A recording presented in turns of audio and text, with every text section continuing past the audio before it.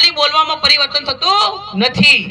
અને અમે અહીંયા જે બેઠેલા ફક્ત ચૈતર સાહેબ લડે, ફક્ત રાજુ દાદા લડે, ફક્ત જયેશભાઈ લડે તો આવી રીતે કદી પરિવર્તન આવશે નહીં. ખરેખર પરિવર્તન જોઈતું હોય તો પરિવર્તનની અંદર તમારે દરેક વ્યક્તિએ સાથ અને સહકાર આપવો ખૂબ જ જરૂરી છે. જો તમે સાથ અને સહકાર આપશો તો ને તો જ આપણને એક ધારું પરિણામ મળી શકશે, બાકી પરિણામ મળી શકે નહીં. આપણે જ્યારે આપણા એરિયામાં ચૂંટણીઓ થતી હોય છે ત્યારે દરેક પક્ષના લોકો આવતા હોય છે, એમને આવવા દેજો, પણ આ વખતે પરિવર્તનના નાતે, જાગૃત વ્યક્તિના નાતે તમે એમને પૂછી જોજો કે તમે કામ શું કરવાના છો. દાદાએ વાત તો કરી છે કે માંડ માંડ એક બે જણ આવે અને માંડ માંડ જબરજસ્તીથી મીટિંગમાં તો બેસાડે જ છે, પણ તમે પણ પૂછજો કેટલાને જોઈએ છે પરિવર્તન. જો તમે પરિવર્તનના ભાગીદાર ન બન્યા તો આ સરકારની અંદર આપણે 30 વર્ષ સુધી એને સાથ અને સહકાર આપ્યો તો આપણી હાલત ખરાબ છે. જો તમે ખરેખર આની અંદર એક ભાગીદાર ન બન્યા તો દરેક ઘરની અંદર નાના નાના બાળકો છે તો તમારા જે બાળકોનું ભવિષ્ય ઈચ્છીને, ભવિષ્યને ધ્યાનમાં રાખીને તમારે દરેક વ્યક્તિએ, કેમ કે ભારતીય જનતા પાર્ટી પાસે તમામ પ્રકારના સ્ત્રોત છે, સામ દામ દંડ ભેદ, આ દરેક વસ્તુ અપનાવવાનો પ્રયત્ન કરશે, પણ તમારે ખરેખર પરિવર્તન જોઈએ છે તો તમારે પરિવર્તન અને પરિવર્તન માટે એક એવીએમ પર તમારું જે ઝાડુનું બટન છે, આ ઝાડુના બટનને દાદાશ્રીએ વાત કરી રીતે કે બરાબર દબાવવાનું છે અને કાળું કાળું કરી નાખવાનું છે. કરશો કે નહીં? કરશો કે નહીં? આજે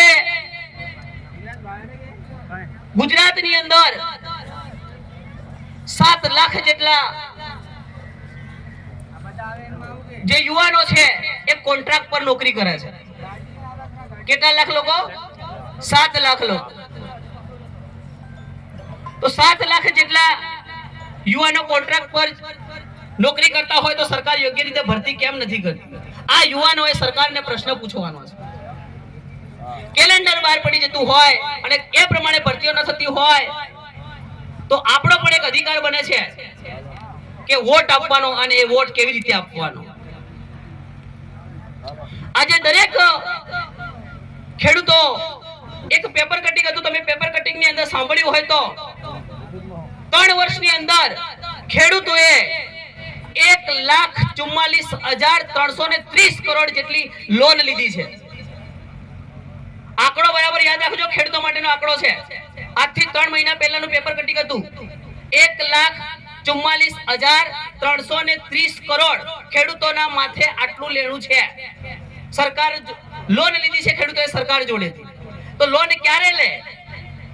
કે જ્યારે સરકાર આપણા સામાન્ય જનતાના હિતમાં, ખેડૂતોના હિતમાં જો કામકાજ કરતી ન હોય ત્યારે આપણે આવું ચોક્કસપણે કરવું પડતું હોય છે.